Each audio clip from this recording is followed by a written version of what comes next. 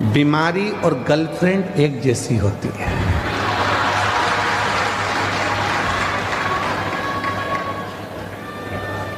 आपने दिमाग में से निकाल दिया, ये दूसरे के पास चली जाती है। बोलो सही है कि गलत है? दिमाग में से निकाला, चलिए। जब तक झेलते रहोगे तब तक उसके मोबाइल का बैलेंस भी तुम्हें डलवाना है, घुमाने भी तुम्हें ले जाना है, अपनी बाइक पे बिठाकर चाउमीन भी तुम्हें खिलाना है और लोचा भी तुम्हें कराना है। लोचा भी तुम्हें। अब और तुमने एक दिन मन में सोच लिया इतना पैसा तो मैं फालतू का खर्चा कर रहा हूँ, मेरे मम्मी पापा जिससे मेरी शादी कराएंगे वो मुझे जब मिलेगी और इतना मैं जब उस पर खर्च करूँगा तो मेरी ज़िंदगी संवर जाएगी, वो मुझे प्यार करेगी। खत्म खत्म। उसने सोचा मैं क्या करूं, तो मैं दूसरी जगह। बीमारी भी ऐसी है। तुमने सोच लिया मेरे घुटने को डॉक्टर ने बोला है बदलाना पड़ेगा, बदलाना पड़ेगा, बदलाना पड़ेगा, मेरे घुटने का ऑपरेशन होगा होगा होगा। तुमने माइंड में बिठा कर रख लिया। बड़ा बेटा आया, उससे भी दिन भर में जो मिलता है उससे तुम घुटने की बात करते हो। जितने मिलते हैं उससे तुम केवल मेरे कमर बहुत दुख है, कमर बहुत दुख है, हमारी कमर बहुत दुख है, हमारी कमर बहुत दुख है। बस जो मिले वो कम। श्री शिवाय नमस्तुभ्यम। प्रिय भक्तों, आज के श्री शिव महापुराण कथा में आप सभी को बहुत बहुत स्वागत है। प्रिय भक्तों, आज के शिव महापुराण कथा में चलिए सुनते हैं गुरुदेव कि आज कौन सी विषय पर चर्चा करने वाले हैं और कौन सी ज्ञान की प्राप्ति हमें मिलता है। तो चलिए कथा में हम चलते हैं और सुनते हैं गुरुदेव को कि आज हमें कौन सी शिक्षा की प्राप्ति होती है। बने रहिएगा कथा के अंत तक। तुम्हारी कमर तुम्हारी बुद्धि में चलती रहती है। बहू के पास बैठोगी तो भी वही बात है, बेटी के पास बैठोगी तो भी वही बात, मोबाइल पे बहन से बात करोगी वो भी वही बात। जो बीमारी ने तुमको घेरा है तुम उस बीमारी से बाहर ही नहीं निकल रहे हो, क्योंकि तुम्हारी माइंड उस बीमारी में फंस चुका है। जिस दिन तुमने सोच लिया कि बीमारी को आज यहीं पटक कर जा रही है और गारंटी है 3 महीने में मेरा रिजल्ट अच्छा है, उसका प्रमाण ये लाखों भक्त। एक पत्र आज भी आया है, उसमें भी यही बात लिखी। देखो,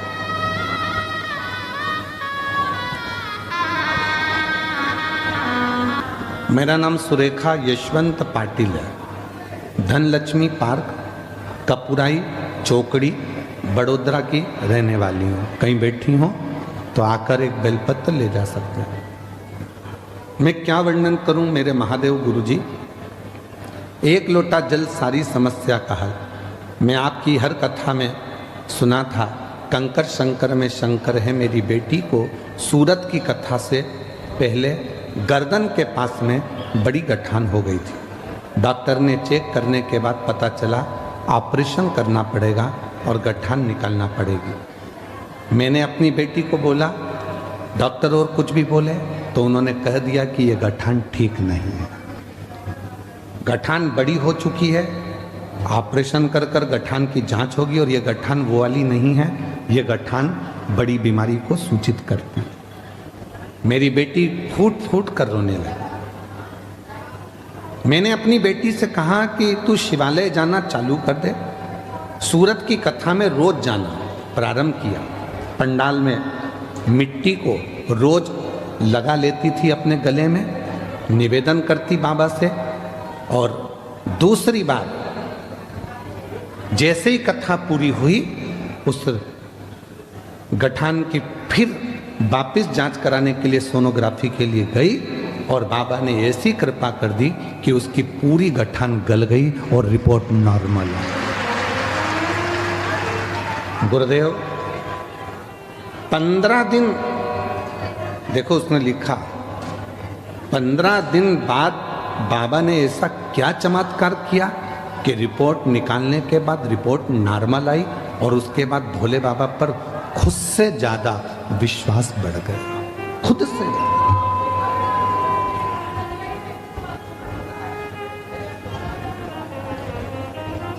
एक विश्वास।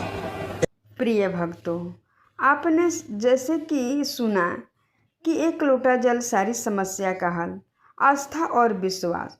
गुरुदेव अपने कथा में सदैव ये बताते हैं कि भगवान शिव पर आस्था और विश्वास बनाए रखिए और एक लोटा जल जरूर दीजिए। प्रिय भक्तों, एक बहन का गठान नहीं गल रहा था, ऑपरेशन करने तक का नौबत आ गया था। वो भगवान शिव की इस कथा में आकर के बैठी और वहाँ की मिट्टी लेकर के अपने गले में लगाई, जिससे गठान गल गया 15 दिन के ही अंदर। और फिर वो एक पत्र लिख करके गुरुदेव के व्यासपीठ पर दी, जिससे हमें प्रोत्साहन मिलता है और हमें ये शिक्षा मिलता है कि हम अपने भगवान पर अपने विश्वास और आस्था को बनाए रखें। जो काम डॉक्टर ने इतने दिनों से नहीं कर पाए, मेरे भोलेनाथ ने बस दूसरी कथा में ही उसकी गठान गला करके ख़त्म कर दिया। तो प्रिय भक्तों, कथा में आगे चलिए और दूसरा पत्र सुनते हैं। और एक पत्र और है,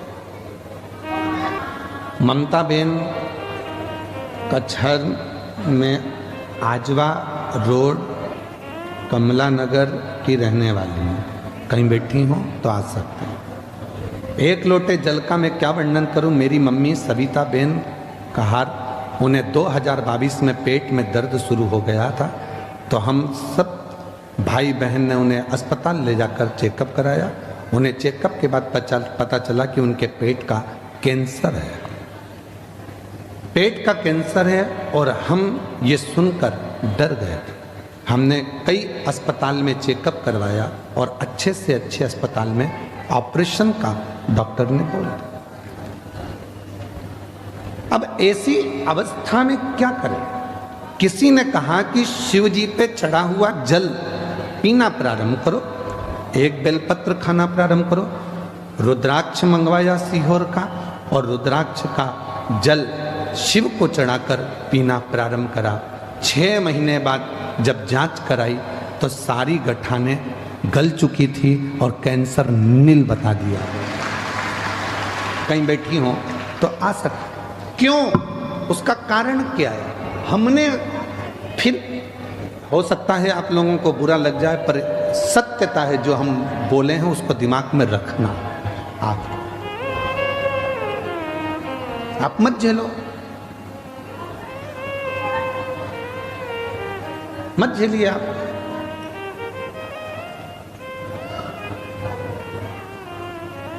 चलो जाने तो अब ये बात भी जाने तो, आप तो छोटी सी बात पे आप कोई व्यक्ति आपको बार बार आपके पास में आ रहा है और आपने उसको झेलना बंद कर दिया तो वो दूसरी जगह चला जाए।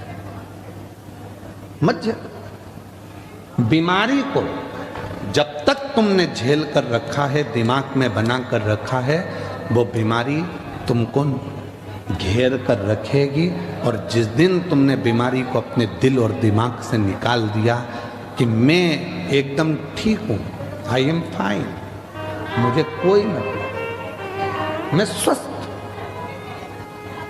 फोन कर कर बहन पूछेगी क्यों तेरे पाँव का दर्द कैसा है। तू बोल रही थी घुटने का ऑपरेशन। अरे काय का ऑपरेशन, भोलेनाथ जी को लोटा भर के जल चढ़ाती हूँ, पी जाती हूँ, बाबा ने मेरे को ठीक कर दिया।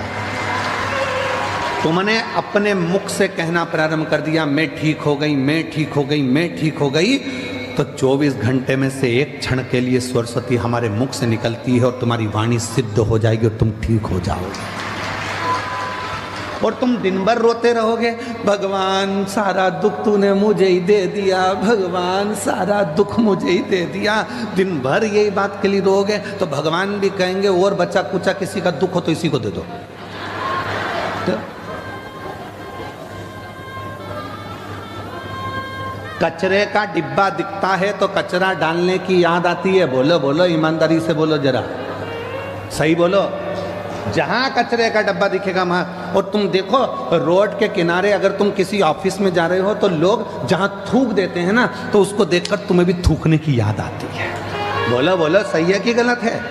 उसी तरह सारा दुख तुमने अपने ऊपर, भगवान तूने मुझे दुख दे दिया, भगवान सारा दुख मुझे ही दे दिया, भगवान इतनी परेशान। तो भगवान कहेंगे जब सब यहीं थूक के जा रहे हैं तो अपन और कचरा इतना पड़ा है तो और पटक दो, उसमें क्या दिक्कत लगी। पर तुमने उस कचरे को साफ कर दिया, थूकों को साफ कर दिया, फिर किसी की हिम्मत नहीं है कि वहाँ कोई कचरा डाल दे, क्योंकि वहाँ कचरे का डब्बा है ही नहीं, तो कचरा क्या खाते देगा। जब है ही नहीं तो फिर क्या। इसी बेटी को गले में गठान हो गई थी और डॉक्टर ने ऑपरेशन का कह दिया था। गठान भी डॉक्टर बोले थे आड़ी टेढ़ी है, पर बेटी कह रही है कि मुझे विश्वास नहीं था, क्या एक लोटे जल से, एक बेलपत्र से और सीहोर के रुद्राक्ष के पानी से क्या मैं ठीक हो सकती हूँ। पर आज बिना दवाई गोली कुछ भी नहीं लेती और पूरी ठीक हो गई। एक बार जोरदार ताली।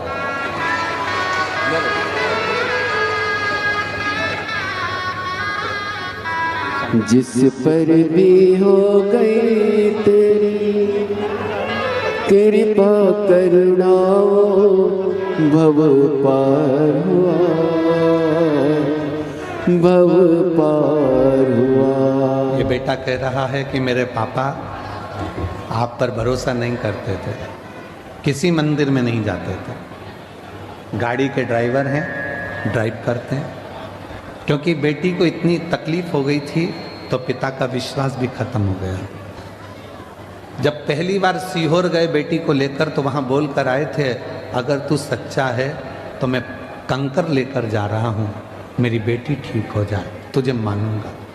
बेटा बता रहा है अब अगर सवारी को भी लेकर जाते हैं तो कथा होती है 1 बजे से 3 बजे तक या 4 बजे तक, तो उस कथा को गाड़ी को साइड लगाकर यात्री को भी सुनाते हैं और खुद भी सुनते हैं, तब गाड़ी को आगे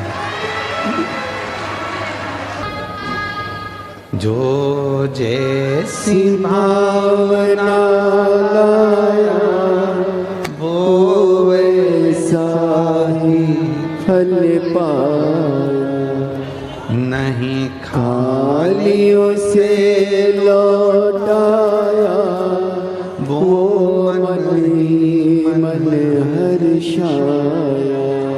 कर दिया माला माल काशी वाले ने, लुटा दिया भंडार काशी वाले ने, लुटा दिया भंडार काशी वाले ने, कर दिया माला माल काशी वाले ने। जिस विचार को तुम्हारी चित्त वृत्ति में तुम लेकर आओगे तुम वैसे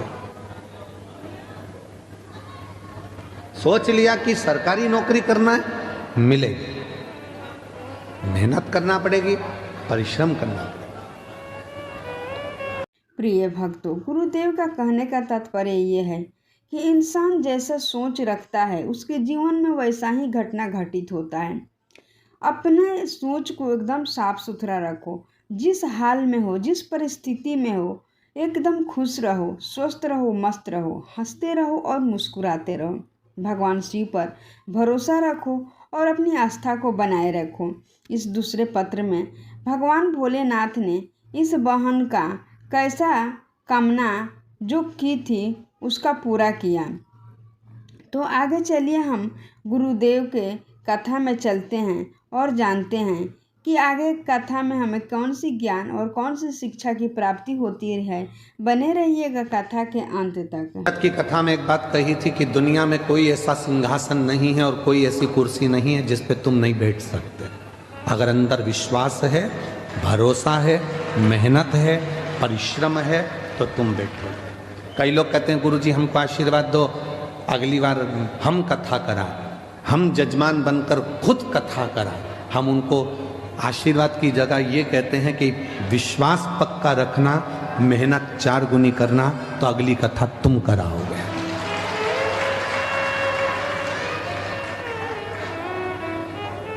हम मेहनत ही ना करें, परिश्रम ही ना करें और सोचें कि सब कुछ मिल जाए तो नहीं मिल सकता। सीहोर वाले महाराज जी के पास में ऐसी कोई ना तो भभूति है, सीहोर वाले महाराज के पास ना कोई ऐसा टोना है, ना कोई ऐसा टोटका है कि हम तुमको दे दें और तुम्हें गड़ा हुआ सोने के हंडे मिल जाए। अगर ऐसे सोने के हंडे मिलते होते तो हम भी तुम्हारे गांव में नहीं आते। क्यों आते? बोलो सही है कि गलत है? मेहनत करना है, परिश्रम करना है, और वो मेहनत, वो परिश्रम एक दिन तुम्हें उन्नति की उस सीढ़ी पर लेकर जाएगा जिस पर तुमने कभी सोचा ही नहीं था तुम्हें पड़ा। कोई साधन नहीं। एक चने बेचने वाले का बेटा हूं, पिताजी चने बेचते थे।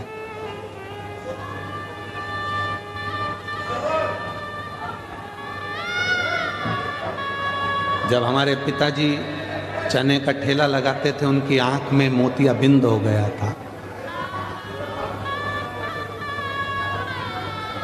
ऑपरेशन के लिए ग्वालियर लेकर गए, पैसा नहीं था।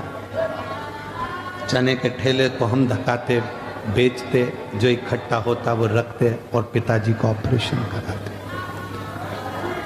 माँ के पाँव में जो चांदी की पाँव की पायल थी वो भी बेच दी गई। माँ के पास में अगर कोई थोड़ी बहुत रकम थी वो भी निकाल कर बेच दी गई और पिताजी का आँख का ऑपरेशन करा। उस समय की बात है। हिम्मत नहीं आ रही। दोस्तों की किताब लेकर पढ़ाई करी, उनके कपड़े पहनकर स्कूल और कॉलेज चले गए। दूसरे का शादी का मंडप लगा था, उसी मंडप में अपनी बहन की शादी करी क्योंकि मंडप का पैसा भी नहीं था। हिम्मत नहीं हारी। और आज हिम्मत नहीं हारी, इसीलिए आप लोगों से कहते हैं किसी ने साथ नहीं दिया। जो इतना इतना डोंडी पीटते हैं, परिवार इतना बड़ा है, कुटुंब इतना बड़ा है, रिश्ते इतने सारे हैं, कोई साथ नहीं देता। व्यर्थ की बात है। अकेले पैदा हुए हो, अकेले परिश्रम करना है और अकेले ही सिंहासन पर बैठना, कोई दूसरा नहीं आएगा। तुम किसको अपना दुखड़ा सुनाते हो? थोड़ा सा घर में तकलीफ हुई तो बहन को फ़ोन कर दिया, भांजी को फ़ोन कर दिया, बेटी को फ़ोन कर दिया, उसको फ़ोन कर दिया। नहीं नहीं, तुम्हारा दुखड़ा कोई नहीं मिटा सकता।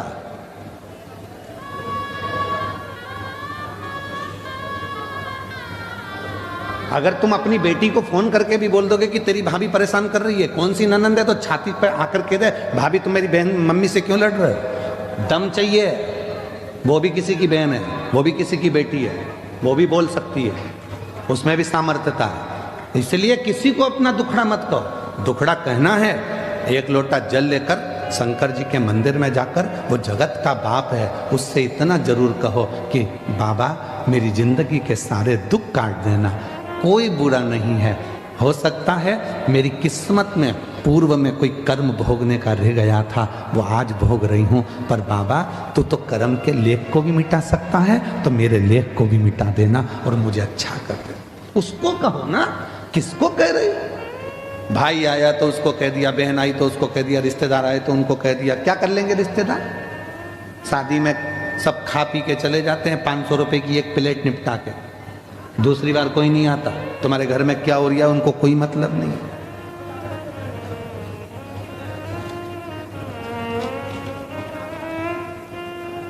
अदालत में जब तलाक का केस चलता है, कोई रिश्तेदार कर खड़ा नहीं होता। बाप खड़ा है, माँ खड़ी है, बेटा खड़ा है, बेटी खड़ी है, बस वही खड़े हैं, बाकी का कोई नहीं आता। कौन आएगा? ये भक्तों, अगर इंसान को जीवन में कुछ चाहिए होता है तो बड़े चीज को प्राप्ति के लिए बड़े काम ही करना पड़ता है और छोटे के लिए छोटे काम ही करना पड़ता है।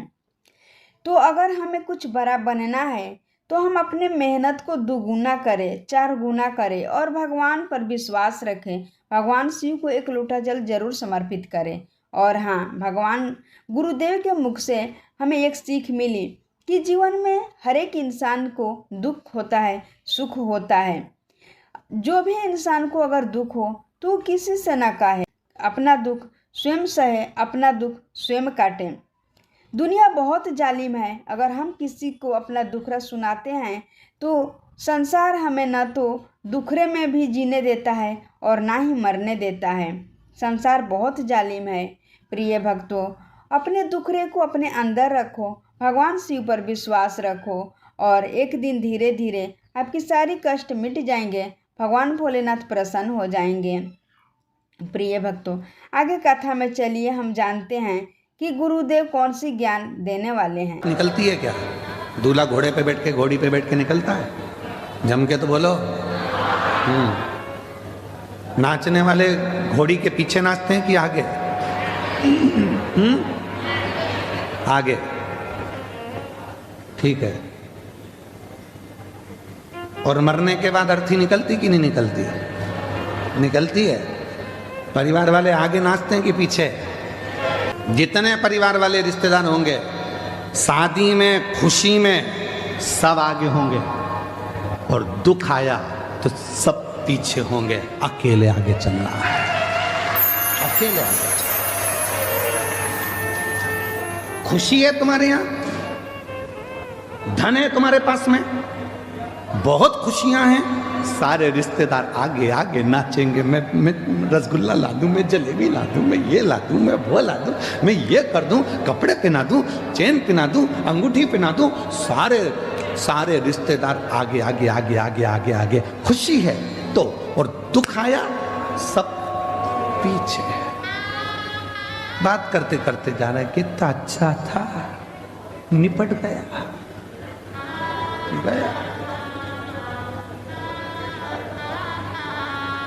कौन आया फिर? कौन आया? फिर तो कह देंगे देखो हम मरे का भोजन नहीं करते इसलिए हम 12वें में नहीं आते।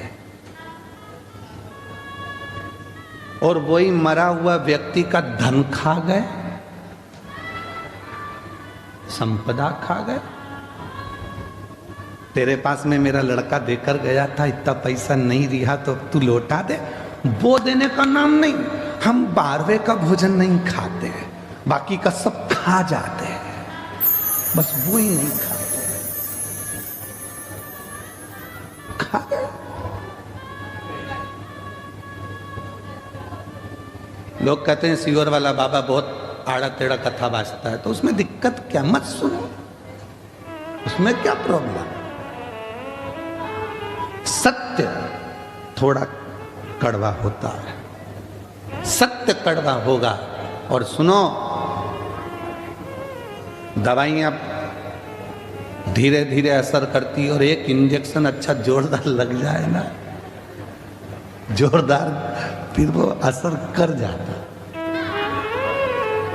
सब अपने हैं। मेरा परिवार इतना बड़ा, मेरे रिश्ते इतने बड़े, मेरे नाते इतने बड़े, मेरे कुटुंब इतने बड़े, मेरे, पर याद रखना अकेले ही चलना है, कोई दूसरा। और केवल तुम्हारे साथ नहीं हुआ है, शिव जी के साथ में भी ये हुआ। अमृत निकला मंथन से, पीते समय 33 कोटि देवता को शंकर जी याद नहीं आए। एक भी देवता ने ये नहीं कहा कि शिव जी को अमृत देना है, एक ने भी ये नहीं कहा कि शंकर जी दे गए अमृत पीने से, एक ने भी ये नहीं कहा कि अमृत भोलेनाथ जी के पास पहुंचा दो, एक ने भी ये नहीं कहा कि शिव जी के पास अमृत भेज दो। पार्वती जी तो इंतजार कर रही थी, तुम्हारे इतने सारे परिवार वाले कोई अमृत लेकर आएगा? एक नहीं आया। एक आए कब? जब विष निकला। कोई नहीं पिया, न पृथ्वी ले, न आकाश ले, न पताल ले, न कोई ले, कोई लेने को तैयार नहीं हुआ, न देवता ले। तब पूछा फिर इसको किसको दें, किसको दें? तो कहा एक काम करो कि वो शंकर जी के पास भेज दो। शिव जी विष? हाँ ले जाओ। शंकर जी के पास पहुंचे विष लेकर, तो भोलेनाथ जी ने कहा ठीक है लाओ मुझे दो। पार्वती कहती है कैसी बात करते हो, अर्धांगिनी हूं तुम्हारी, अमृत लाते तुम्हें अपने पति को पिला देती, विष मेरे पति को दे रहा हूं?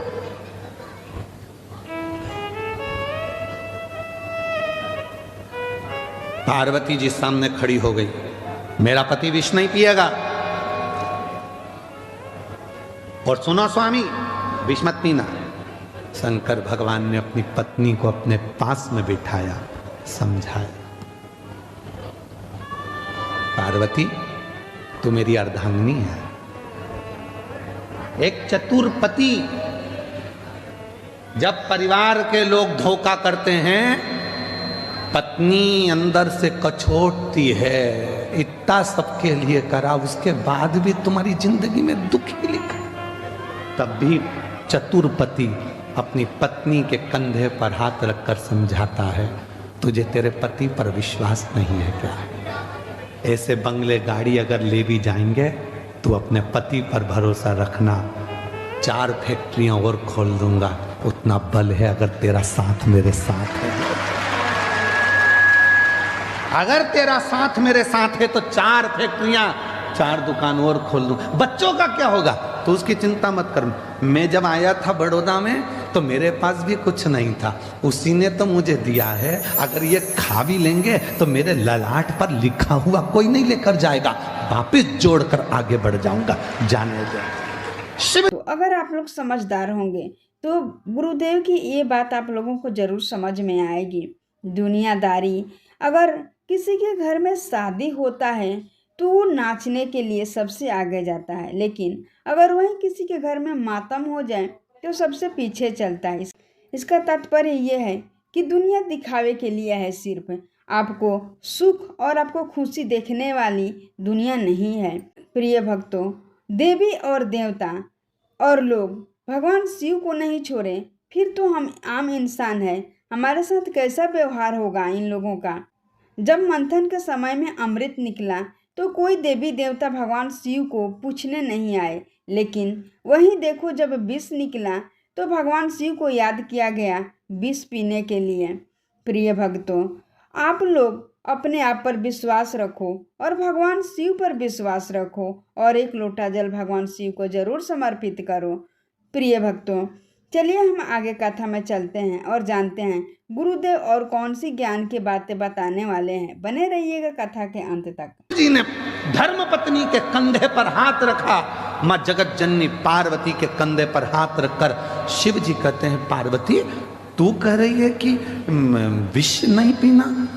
पार्वती मालूम है तुझको, तू जगत जननी है, तो जननी है, और मैं देवों में देव महादेव हूं, और तू कह रही है कि मैं विष ना पीऊं? शिव जी ने जब अपनी धर्म पत्नी को समझाया, मौन हो गई मेरी मां जगत जननी, मौन हो गई। आंख से आंसू बह रहे थे मां के। शिव जी बोलते हैं, एक बात बोलूं पार्वती? बोलो। तेरे बिना तो मैं विष भी नहीं पी सकता, तेरे बिना तो मैं विष भी नहीं पी सकता।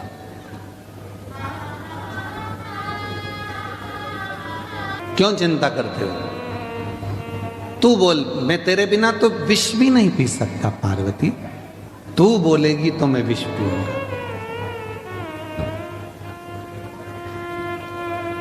ठीक है।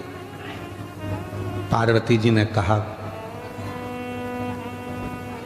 गणेश जी, कार्तिकेय, अशोक सुंदरी, जया, विषहरा, शामली बारी, दौतली देव, इन सब बच्चों को दूर कर दो, नंदी को भी दूर कर दो, तब विष पीना। इनको मालूम पड़ेगा कि हमारे पिताजी को देवताओं ने विष दे दिया था और खुद ने अमृत पी लिया था, तो इनके मन में गलत भाव आ जाए। दूर करो इनको। इनको दूर कर दिया था, सबको भेज दिया। गणेश जी चले गए, अष्टविनायक बनकर बैठ गए। कार्तिकेय गए, श्री सेलम पर जाकर बैठ गए। अशोक सुंदरी काशी में जा गई। जया, विषहरा, शामली बारी, दौतली देव हरिद्वार पहुंच गए।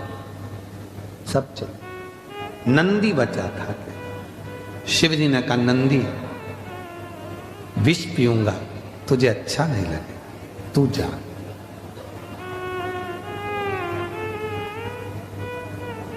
घर में कोई एक प्यार करने वाला होता है जिसको तुम्हारे धन से मतलब नहीं होता। तुम्हें देखकर जीता, तुम्हारे चेहरे की खुशी देखकर जीता। शिव जी के चेहरे की खुशी देखकर जीने वाला एक ही था, वो था देवती देव महादेव का नंदी। इसलिए आज भी मंदिर के बाहर उनका चेहरा देखता रहता है बैठकर। वो जीना सीखा।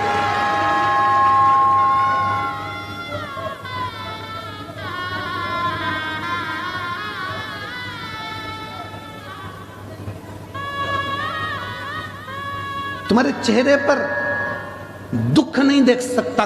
परिवार में कोई एक व्यक्ति, या तो तुम्हारा मित्र, दोस्त, सखा, पुराना कोई हो, या अभी का कोई हो, या कोई ऐसा हो जो कोई परिवार में, कुटुंब में, रिश्ते में, नाते में, दोस्तों में, मित्रों में, तुम्हारे बेस्ट फ्रेंडों में, कोई तुम्हारे नौकर में, चाकर में, कोई काम करने वालों में, कोई तुम्हारी ड्राइविंग करने वालों में, कोई तुम्हारी फैक्ट्री में काम करने वालों में, तुम्हारे घर में रोज आने जाने वालों में कोई एक ऐसा होगा जो तुमको बहुत प्यार करता होगा।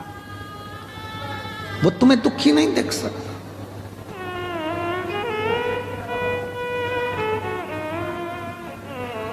नंदी जाओ।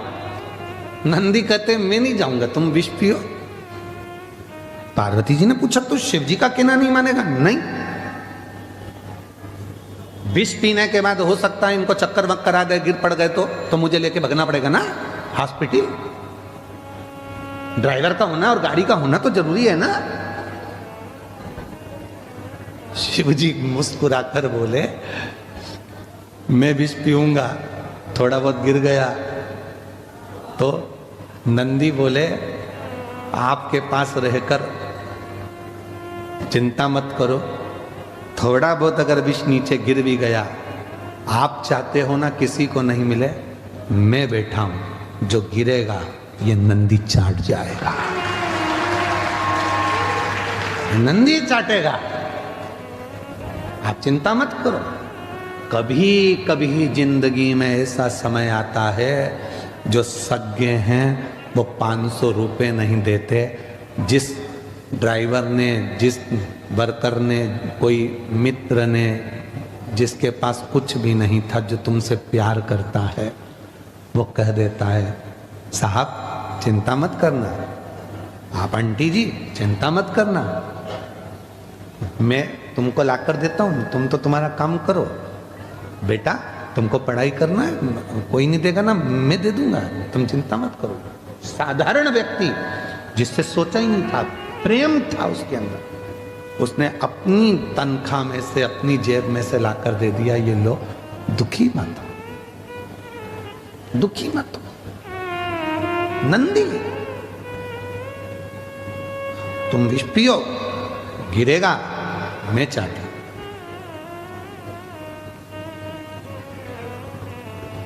पार्वती जी के चेहरे पर मुस्कुराहट आ गई। कोई स्नेह करने वाला हो तो नंदी तेरे जैसा हो। किसी को नहीं देखता, केवल शिव को देखता, केवल शिव।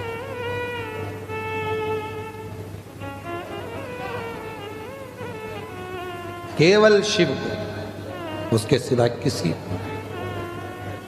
शंकर की ओर उसका मुख होता है और शिवलिंग की ओर देखता रहता। देख,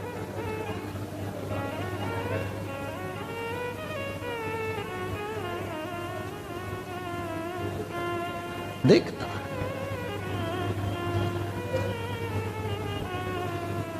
प्रिय भक्तों, कहने का तात्पर्य ये है कि अगर हम माँ बाप सुधर जाएं और जीवन में जितने भी दुख हैं सभी दुखों को खुद सहे, बच्चों के पास, छोटे छोटे बच्चे और बाहरी लोगों से न बताए, खुद में सहन शक्ति रखें, खुद की सहन शक्ति क्षमता बढ़ाते रखें और पॉजिटिव सोचें, बच्चों के साथ में पॉजिटिव बातें करें, तो शायद ये संसार एक दिन ज़रूर सुधरेगा और हमारे बच्चे भी पॉजिटिव हो जाएंगे और हमारा दुख भी एक दिन दूर हो जाएगा। भी जिंदगी में कोई अच्छा मित्र, कोई जीवन में अच्छा सखा एक ऐसा होता है जो तुम्हारे पीछे खड़ा होता है, पीछे।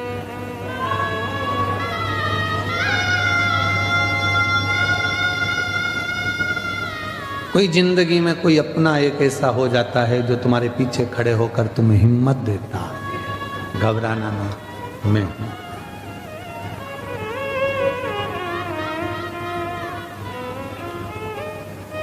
लोग धर्म पत्नी को केवल धर्म पत्नी मानते हैं और उसको सोचते हैं कि करवा चौथ आएगा तो साड़ी मांगेगी, जेवर मांगेगी, रकम मांगेगी।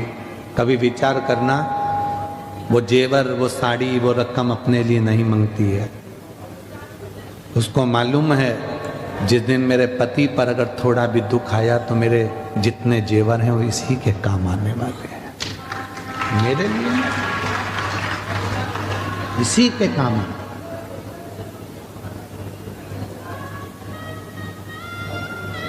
स्नेह कोई चाहने वाला अगर मिले, फिर निवेदन करूंगा, प्यार में धन नहीं होता, प्यार में पैसा नहीं होता, और प्यार चेहरा देखकर नहीं होता। प्यार तो दिल से एक दूसरे के भाव मिलना चाहिए, स्नेह मिलना चाहिए, वो प्रेम, वो वात्सल्यता। महाराज जब स्नेह पार्वती जी ने देखा शिव जी को कि शंकर भगवान विष पीने की तैयारी में है, पार्वती जी ने विचार कर लिया मेरे पति विष पिएंगे, मैं क्या करूं।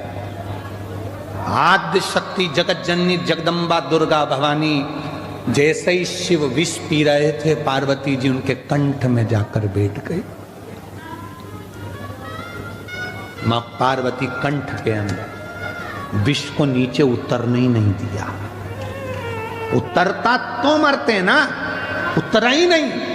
पार्वती कंठ में बैठी है, वो विष उसी गले में घूम रहा है, नीचे नहीं जा रहा।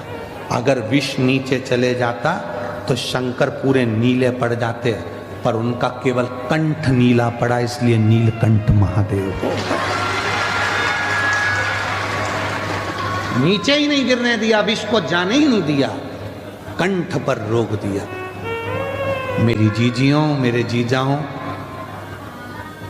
घर की एक धर्म पत्नी केवल ऐसी होती है, तुम्हें लगता है कि वो घर में रहती है तो बहुत ऐश और आराम की जिंदगी जीती है। तुम दुकान पर, सर्विस में, नौकरी पर रहते हो तो तुम्हें लगता है कि मैं ही थकता हूं, केवल मैं ही थक रहा हूं, और वो ऐश की जिंदगी जी रही है। एक धर्म पत्नी अगर सच्ची है ना, तुम्हारे लिए भोजन भी बनाती है, बच्चों का टिफिन भी बनाती है, पढ़ाती भी है, बुजुर्ग माँ बाप की सेवा भी करती है, और शाम को तुम्हारी दुकान से आने का, ऑफिस से आने का इंतजार भी करती है, भोजन भी बनाकर फिर रात्रि को तुमको देती है। उसका समर्पण, लोगों के ताने भी सुनती है, विष भी पीती है।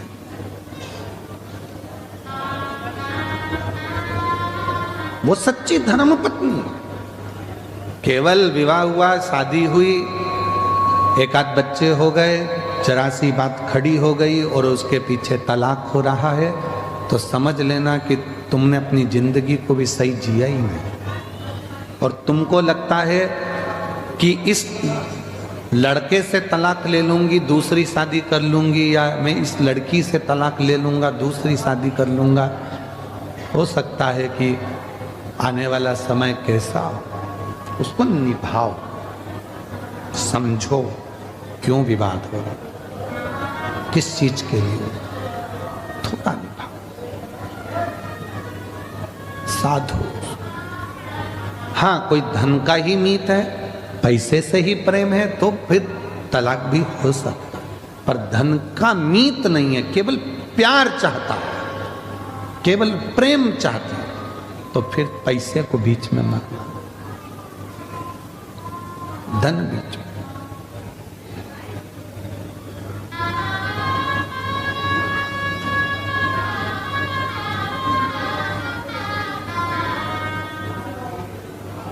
शिव से जब प्रीत बढ़ती है, प्यार बढ़ता है देवादिदेव महादेव से, तो मां जगत जननी कंठ में बैठ जाती, विष ही नीचे नहीं गिरा।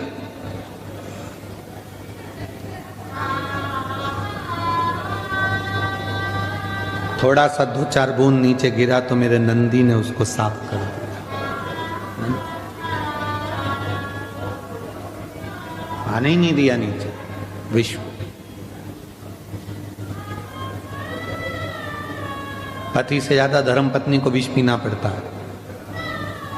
ताने किसको सुनना है? धर्म पत्नी को। घर में बच्चे नहीं होते ना, बेटे से कोई नहीं कहता, सब बहू को ही कोसते हैं, बच्चे ही नहीं हो रहा है, बच्चे ही नहीं हो रहा है, बच्चे ही नहीं हो रहा है, संतान ही नहीं है। पति को कोई बांझा नहीं कहता, औरत को ही लोग बांझ कहते हैं। प्रिय भक्तों, ये बात सत्य है कि धर्म पत्नी अगर सच्ची हो तो वो परिवार की विष पी जाती है। वो अपने परिवार को घुटन, दर्द कभी महसूस होने नहीं देती। जितना भी घर का, परिवार का दर्द होता है खुद पीती है, खुद सहती है। अपने पति को, अपने बेटे को, अपने घर वालों को कभी पीने नहीं देती है। जिस प्रकार से माता पार्वती ने भगवान शिव के कंठ में बैठ करके उस विष को अंदर नहीं जाने दिया, उसी प्रकार से ये संसार की स्त्रियां भी अगर पत्नी धर्म निभाती है तो वो कभी भी अपने घर में अपने पति का, अपने बेटे का, अपने घर संसार का अहित नहीं सोचती है। ये बात सत्य है कि संसार में स्त्रियों का इज्जत बहुत कम होता है, लेकिन पुरुष इस बात को नहीं समझते हैं। अगर आप लोग मेरे इस वीडियो को सुन रहे हो, अगर आप पुरुष हो तो इस बात को ज़रूर सोचिएगा और समझिएगा कि एक स्त्री ही ऐसी है जो घर परिवार चला सकती है, संसार चला सकती है, इस सृष्टि की रचना कर सकती है। फिर भी स्त्री को लोग अच्छे नहीं पति का तो कोई नाम ही नहीं लेता। कि कभी आज तक सुना कि इसको बच्चे नहीं होते, बांझा है। पर पत्नी को कह देंगे, कोस कोस के मार देंगे, बांझ है, बच्चे नहीं है, संतान नहीं है। मौसी आई तो के, मामी आई तो के, भाभी आई तो के, ननंद आई तो के, बच्चे नहीं है तो तुम्हारा दे दो, लग जाओ। बच्चे नहीं है, बच्चे नहीं है, बच्चे नहीं है। पति से कोई नहीं कह रहा, सारे दोष स्त्री को, सब विष उसको।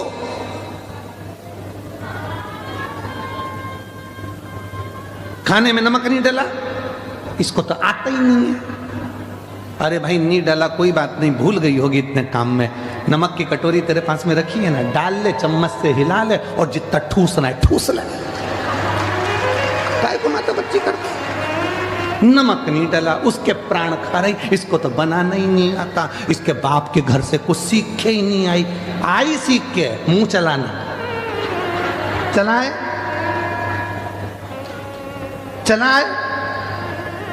अगर वो चलाएगी ना तो फिर तुम्हारा मुंह बंद हो जाएगा। इसलिए जो सीख के आई, बहुत अच्छी बेटा, कम नमक डालना चाहिए। उसको मालूम है सास ज्यादा नमक खाएगी ऊंची नीची हो जाएगी। शक्कर कम डाली कोई बात नहीं, शुगर ऊंची नीची हो जाए। अच्छा हम आपसे पूछें, बड़ौदा वालों बताना जरा, उत्तर देना। सब समझदार बैठे हो, उत्तर दे सकते हो।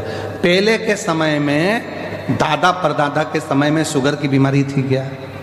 जम के बोलो, नहीं थी। नाथद्वारा में, श्रीनाथ जी की हवेली में, सांवरिया सेठ में, सालासर जी में, बाबा जी के यहाँ जितने मंदिर थे, तिरुपति में, चाहे जितने मंदिर होते थे, द्वारका नाथ में सबसे ज्यादा मीठा ही चढ़ता था, और चोगना मीठा। मावा 250 ग्राम तो शक्कर 2 किलो, इतना मीठा बनता था और इतना मीठा लोग खाते थे। बोलो सही है कि गलत है? शुगर की बीमारी होती थी? नहीं होती थी। क्यों नहीं होती थी? जितना मीठा वो खाते थे उतना मीठा वो बोलते थे।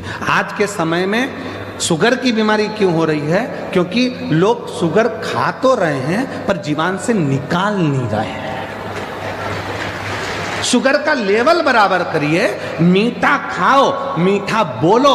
अगर मीठा बोलते रहोगे तो शुगर बाहर निकलती रहेगी। जिसकी शुगर नहीं निकलती वो नस में घुसते घुसते घुसते घुसते शुगर की बीमारी हो जाती है। इसलिए मीठा खाओ पर मीठा बोलो तो शुगर लेवल में चलती रहेगी, शुगर का लेवल बराबर चलता रहेगा। अब वो घुस रही है नस के अंदर, अब वो बाहर नहीं निकल रही तो वो खून में भरा गई।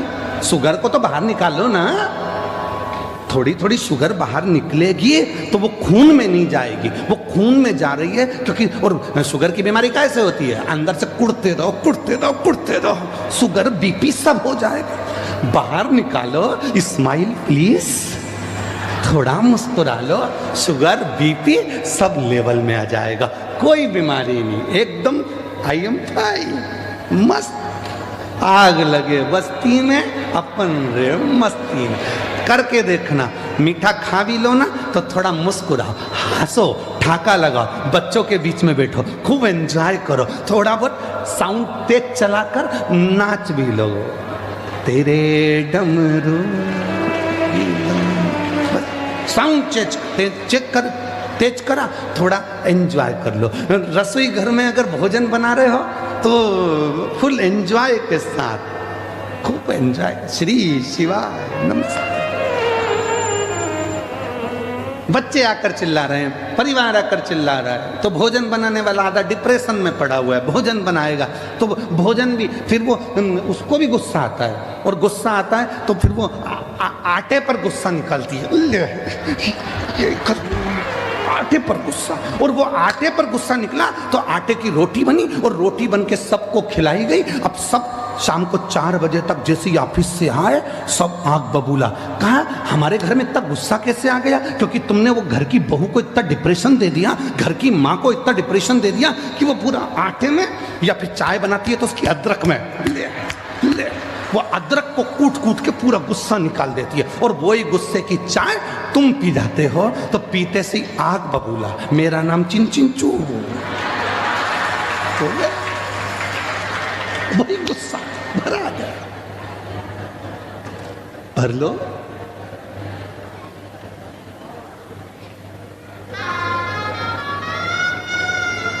उसको सुखी रखो। तुमने अगर मेरी जीजी को सुखी रखना चालू कर दिया तो जी जाओ, तुम्हारी तो बल्ले बल्ले हो जाएगी पक्का। तुम उसको सुखी रखो, खुश रखो, ठीक है जो है, तू अच्छी रहेगी। पार्वती मैया कंठ में बैठ गई, विष नीचे नहीं आने दिया, विष नीचे नहीं करने दिया, गिरे कैसे?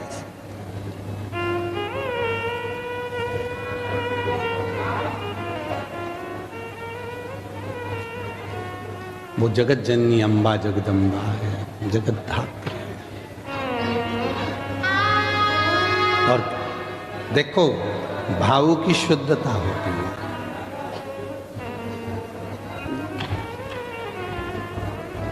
अगर दिल में अगर परमात्मा बसा है तो तुम फिर कहीं पर भी बैठकर उसको भज सकते हो। कहीं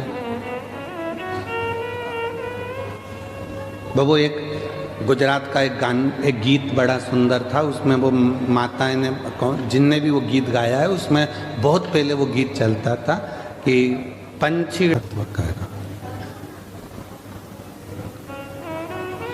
माँ जगत जननी जगदम्बा अम्बा पार्वती जी शिव जी के कंठ में जाकर विराजमान हो जाती हैं। भगवान शंकर के कंठ में जाकर बैठ जाते हैं, विष को ऊपर की ऊपर रोक लेती हैं, वो विष नीचे ही नहीं जा रहा। जगत के हित के लिए, जगत कल्याण के लिए भगवान देवाधिदेव महादेव ने विष पिया। प्रिय भक्तों, एक लड़की जब ब्याह करके वो ससुराल जाती है तब उनके कंधों पर अनेकों जिम्मेवारियां हो जाती है। उनके कंधों पर एक संसार, एक घर, एक परिवार को चलाने की जिम्मेदारी होती है। लेकिन उसके पीछे अगर उससे थोड़ा सा भी कोई गलती हो जाए तो उसके पीछे सभी लोग खड़े हो जाते हैं, उसको ताना मारने लगते हैं। पति अलग ताना मारता है, सास अलग ताना मारती है, ननद अलग ताना मारते हैं। जबकि वो कभी सास नहीं समझती थी कि मैं भी कभी बहू थी, और बेटी भी नहीं समझती है, यानी कि ननद भी नहीं समझती है कि मैं भी कभी बहू बनूंगी। प्रिय भक्तों, एक स्त्री को ताना मारना, एक स्त्री को ताना देना बहुत सरल है। प्रिय भक्तों, पुरुष कभी भी अपने में कमियां, अपनी कमजोरियों को नहीं देखता। एक स्त्री को ही कमजोर समझता है और उसकी कमजोरियों पर उंगली उठाता है। जबकि वो जहर, वो घूंट, वो दर्द की जहर खुद पी लेती है, अकेले में रो लेती है, सह लेती है, लेकिन वो कुछ भी नहीं जवाब देती, कुछ भी नहीं कहती। ये जमाना ही बहुत बेदर्दी, बहुत बेरहमी है। जिस प्रकार से माता पार्वती ने अपने पति के गले में बैठ करके उस विष को अंदर जाने नहीं दिया, और भगवान शिव ने संसार के भलाई के लिए उस विष को धारण किया। तो प्रिय भक्तों, आज की कथा से आप लोगों की क्या सीख मिलती है, क्या शिक्षा मिलती है, आप लोग कमेंट में ज़रूर बताना। मिलते हैं हम अगले वीडियो में, तब तक श्री शिवाय नमस्तुभ्यम।